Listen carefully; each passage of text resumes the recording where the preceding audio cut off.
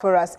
Mzawndile, Mr. Ramatlhodi's testimony was really quite explosive. I'd go as far as to say that his testimony is probably the most explosive so far because he didn't hold back. Absolutely, Nompumelelo, particularly when he actually speaks about the role of the ANC trying to intervene, realizing that the situation was bad. And of course, the judge was quite interested in the role of the ANC. What is it that they did to try and arrest the situation? I mean, some of the important words that you can take from what former Minister Ramatlhodi said, something like the president had auctioned the executive authority of the state. That is quite serious. I mean, also saying something like there was reckless management, and going on to say, I think the Guptas had the grip of the president. So you can see this was quite a very explosive witness, evidence, given what really transpired in this whole situation. Nompu, he actually started with the role, perhaps, of the president's son, Duduzane. He was saying, immediately after he had been appointed, Duduzane wanted to meet him, but he obviously was not able to do it immediately. And then when they met somewhere at the NEC, perhaps 6 months later, and then Duduzane said, well, I've wanted to meet you, but it's unfortunate that we meet under these circumstances. So I hear that you've been bad-mouthing me, so I hear that from AJ Gupta. So, and then that's when Mr. Ramatlhodi said, you know what I did? I just said, you know what, you are my son, I will just report this thing to your father, because, I mean, if I have an issue with you, I'll just come directly with you.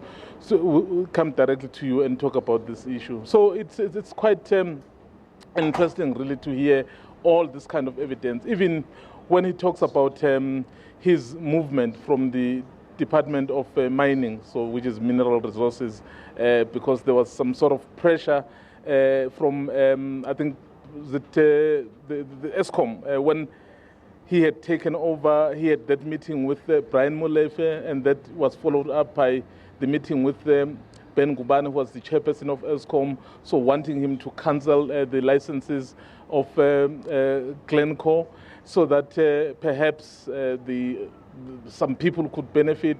You know, all those kinds of things, Nompu. It was quite explosive, I agree with you. Based on what we've been hearing from other people and what he was saying today, you can really conclude that it was really interesting and explosive. What was really shocking for me, Mzawndile, was when he talked about some of his minister peers, Mzawndile and also Des Van Rooyen, especially Des Van Rooyen, saying that he used to actually brag about the fact that he was a Gupta minister. What the former minister was basically saying here is that the kind of talk that an ordinary man or woman in the street really saying, you know, there are people who are appointed by the Guptas, so was not necessarily limited to your ordinary people.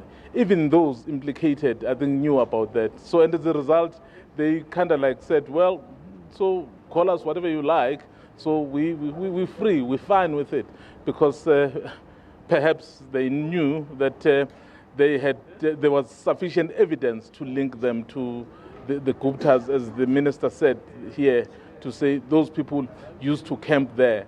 Perhaps with that kind of weight of evidence, there's not much you can do. And it became even more interesting, Nompu, particularly on the issue of Mzawndile, when he had been appointed the Minister of Mining, so recommending Mzawndile Mbeje to be the DG.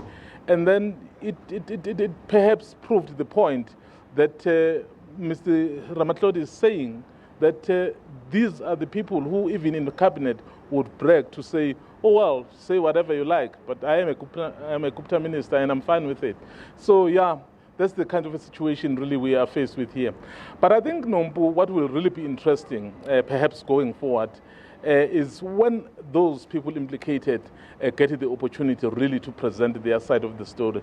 Remember, this is still a long way to go. So, yes, the judge has actually indicated that he wants people to come willingly. But if there are those who don't want to do that, to take that opportunity, so he is prepared to issue the summons.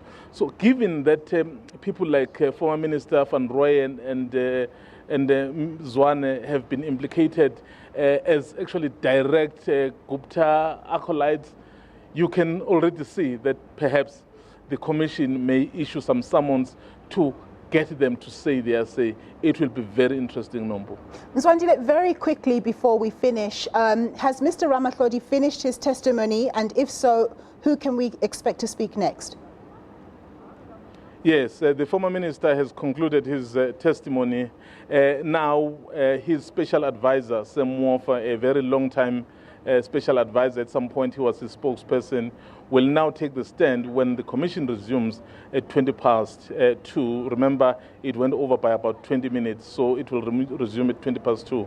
So Sam Mofa will then take the stand. We basically expect him to really corroborate some of the statements that were said by Minister Ramatlhodi.